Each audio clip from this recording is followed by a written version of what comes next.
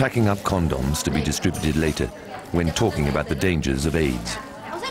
The Hope Self-Help Group works in the heart of Bombay's red light district. Several hundred prostitutes have joined forces here to inform people about AIDS. Because AIDS is still a taboo subject in India, many of the sex workers here are too ashamed to be tested. The Ashray Orphanage is in the north of the city. 48 children live here.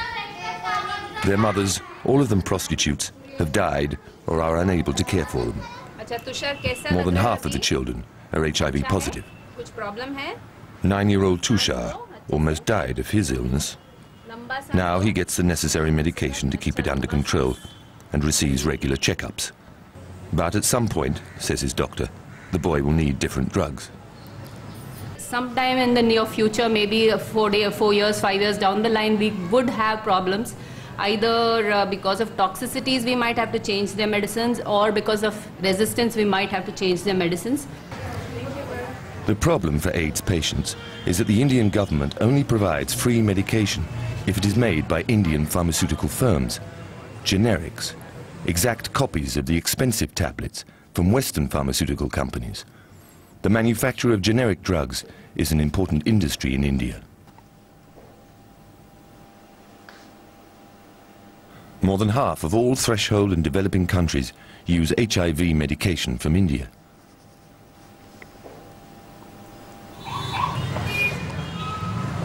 Cipla is one of the most important Indian manufacturers of generics to treat HIV/AIDS.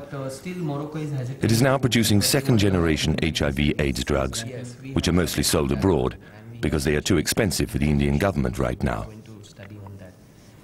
The second-generation drugs, let me say, the cost is high because the manufacturing costs and the cost of the raw material itself is high. So the amount of money that we spend on first generation, let's say the first generation drugs costs X rupees.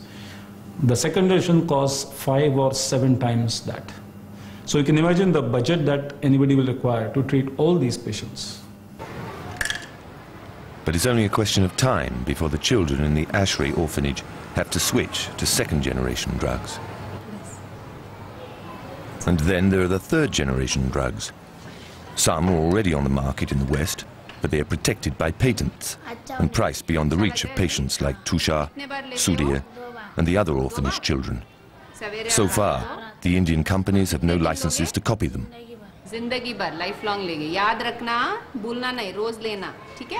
Either the originator company itself introduces the drug in India at a low price, or under what is called as a license. The company can give licenses to an Indian generic company to produce the same drug at a low price and sell it only in India or maybe Africa. 90% of all AIDS patients live in threshold or developing countries. And just like the orphanage children in Bombay, their only chance of living longer is if they are given access to affordable medication.